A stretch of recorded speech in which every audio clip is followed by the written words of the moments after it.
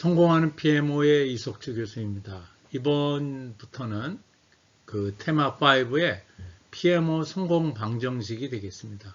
프로젝트 수명 주기에 걸쳐 PMO가 꼭 점검해야 될 8개의 성공 방정식에 대해서 제가 어떻게 이것을 만들었는가 하는 것부터 차근차근 한 개 한 개씩 설명을 드리겠습니다.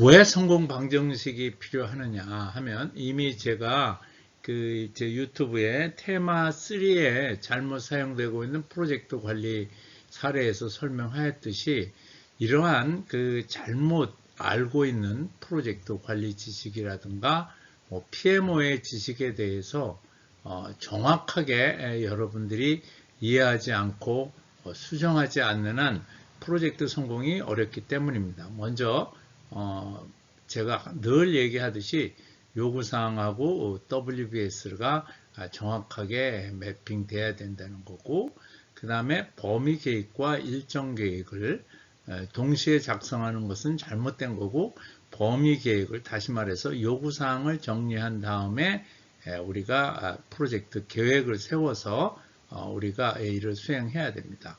그 다음에 위기에 대해서는 이거 사후 관리가 아니라 사전 관리하는 것으로 프로젝트 성공을 위해서는 프로젝트 초기에 위기 관리를 진행하는 것이 좋습니다.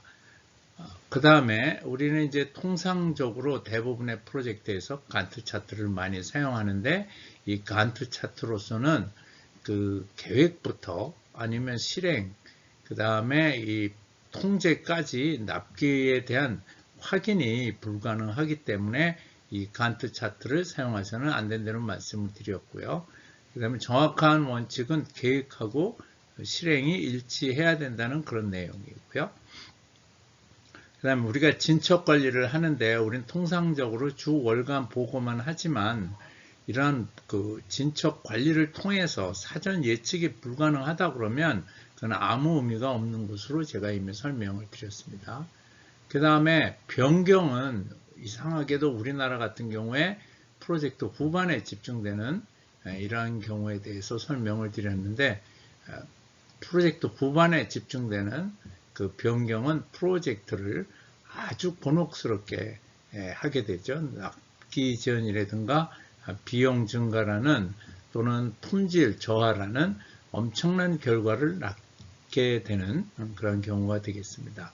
그 다음에 변경 관리라는 말을 우리가 하면서 변경 요청을 하지 않고 그냥 변경을 하는 그런 경우를 종종 볼 수 있습니다. 잘못된 겁니다. 그 다음에 우리가 PMIS에 대해서 프로젝트 관리 정보 시스템인데, 여기에 대해서는 아예 PMIS 자체의 기능이 정확한 프로젝트 관리를 하는 방법과는 거리가 먼 그런 시스템들이 많은 걸 볼 수 있고요. 그 다음에 우리나라에서 만든 기능, PMIS 중에는 기능이 부족한 PMIS도 상당히 있는 것을 볼 수 있습니다. 그 다음에 이제 실제 프로젝트를 하는 팀에 대해서 얘기를 할 텐데요. 사업관리팀이라고 만들어 놨는데 사업관리팀이 사업관리가 뭔지도 모르고 사업만 하고 있는 그러한 팀과 관리 요원에 대해서 좀 설명을 드렸고요. 그 다음에 어차피 한 프로젝트를 수행하면서 발주자와 수주자 또는 감독기관이 서로 다른 그림을 갖고 있는 것을 종종 보호한 거죠. 그래서 이거에 대해서 이러한 문제를 해결하기 위해서 결국 우리가 성공 방정식을 도입해야 되는 그런 내용이 되겠습니다. 앞 슬라이드에서는 우리가 잘못 사용되는 프로젝트 관리 사례에 대해서 설명을 했고요. 이번에는 프로젝트를 하는 우리의 관행에 대해서 좀 설명을 드리겠습니다. 이러한 관행이라고 제가 쓴 거는 우리가 실제 하면서 이게 잘못됐다고 생각을 안 하는 거죠. 다시 말해서 제가 여기서 설명하고자 하는 거는 프로젝트 성공하는데 막대한 나쁜 영향을 주는 우리의 나쁜 관행에 대해서 좀 설명을 드리겠습니다. 첫째, 조용히 해결하는 문화. 우리는 모든 거를 옆에 사람도 얘기하지 않고 혼자서 과묵하고 진중하게 좀 해결하는 걸 좀 좋아하죠. 개인을 넘어서 어떤 팀 내에서 이러한 그런 문화를 좀 갖고 있고요. 그 다음에 계획보다는 실행을 중시하는 문화, 그런 얘기. 그 다음에 어차피 우리한테는 계획이라는 게 개념 중심의 계획이기 때문에 실행하고 비교하는 거는 아무 의미가 없어서 진척에 대해서는 형식적인 진척 관리만 하게 되고요. 그 다음에 우리는 프로젝트가 진행되면서도 프로젝트의 위기를 정의하지 않습니다. 이 세상에 돈 충분히 주고 시간 충분히 주고 사람 충분히 주면 프로젝트의 위기는 어쩌면 존재하지 않겠죠. 그렇지만 프로젝트라고 하면 첫째, 자금도 부족하고 시간도 부족하고 그 다음에 투입되는 사람도 부족한, 다시 말해서 프로젝트라고 하면 이 위기에 대해서 우리가 고민하지 않을 수 없는데, 우리는 이러한 위기를 일어났을 때 대응을 하지 사전에 정의하는 그런 문화는 없습니다. 여기 조용히 해결하는 문화하고도 이렇게 통하는 관행이라고 볼 수가 있겠죠. 그 다음에 담당자들 중심으로 그냥 알아서 해결하는 거는 역시 조용히 해결하는 문화와 일맥상통하겠죠. 그래서 실질적으로 어떤 잘못이 있어도 자기들끼리 해결해서 다른 조직에 영향을 안 끼치겠다는 좋은 뜻도 있지만 실질적으로 프로젝트에서는 상당히 많은 성공에 지장을 주는 그러한 내용이 되겠습니다.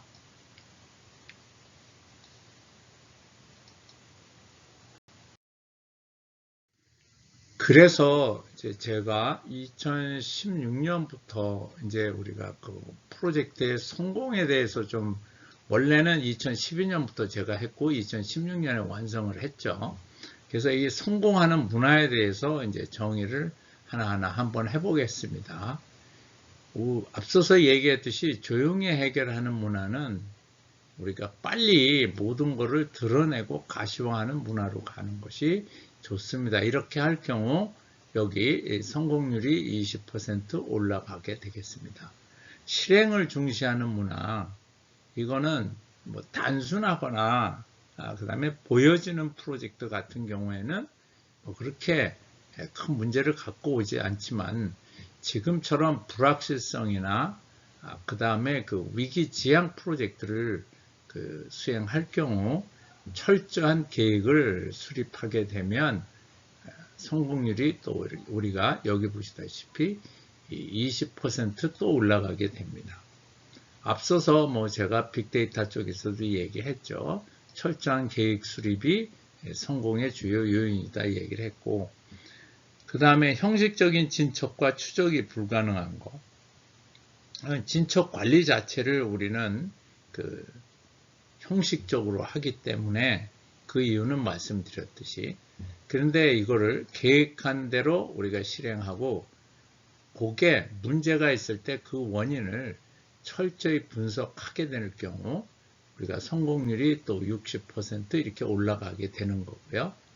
담당자들 중심으로 조용히 변경하고 사후 해결하는 것보다는 철저하게 프로젝트에 관련된 모든 사람들에게 투명하게 우리가 변경에 대한 과정을 진행을 하고, 그 다음에 이 위기에 대한 부분도 우리가 프로젝트 초기부터 투명하게 진행할 경우 또 성공률이 20% 올라가는 그런 내용입니다. 그래서 요거만 한다 그러면 우리가 프로젝트의 성공률을 97 또는 100%까지 올릴 수 있다고 하는 것이 제 성공 방정식이 나오게 된 그러한 내용이 되겠습니다.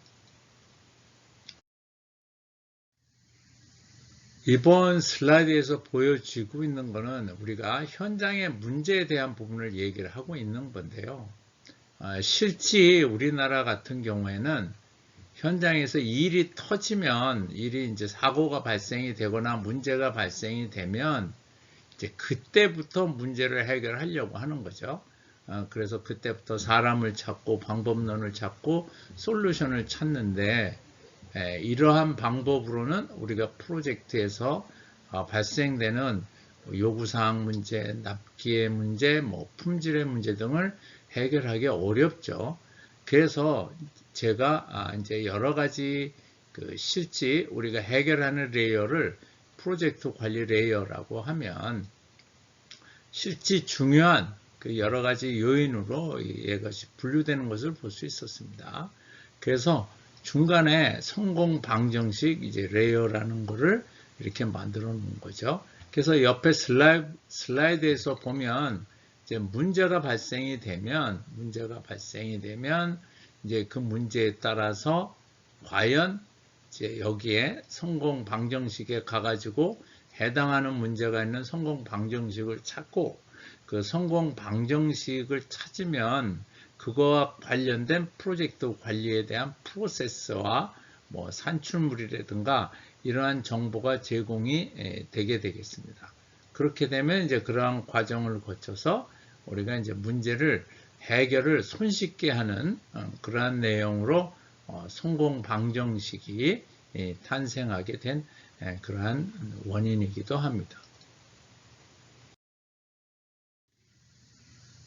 그래서 이제 이번 슬라이드에서는 PMO의 성공 방정식에는 어떤 게 있는가 하는 것에 대해서 좀 설명을 드리면 그 프로젝트에서 성공하기 위해서 PMO는 프로젝트 수명 주기 안에 아래와 같은 8개의 성공 방정식을 사용해서 점검해야 된다고 말씀드릴 수 있습니다.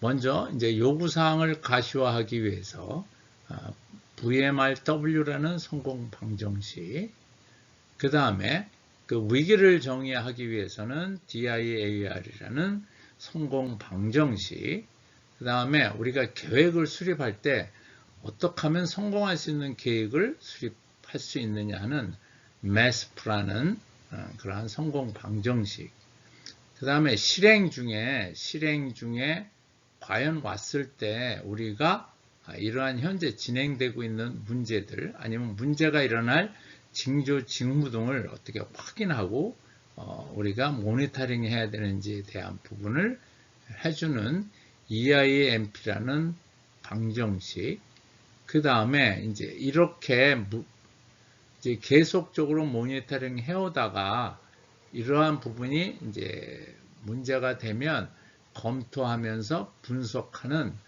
그러한 방정식, 그 다음에 이슈하고 리스크 체인지, 바로 실행 중에 일어나는 프로젝트 수행 중에 일어나는 이러한 것들을 우리가 어떻게 모니터링을 해야 되는지 하는 MIRC라는 방정식, 또 이러한 전체적인 과정을 통해서 프로젝트를 꼭 변경할 수밖에 없을 때 우리가 이걸 변경해야 되는 그러한 아주 정확한 절차를 만들어 놓은 방정식 ICCP, 그 다음 프로젝트 전체의 그 조직원들과 그 다음에 이 사람들이 해야 될 그 일이라든가 법규라든가 내규라든가 이러한 전체를 망라하는 그 거버넌스 체계에 대한 프레임워크이죠.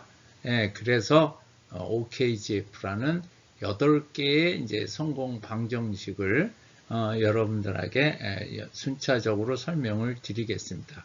오늘은 제가 인트로라 대략 간단하게 좀 설명을 드리고요.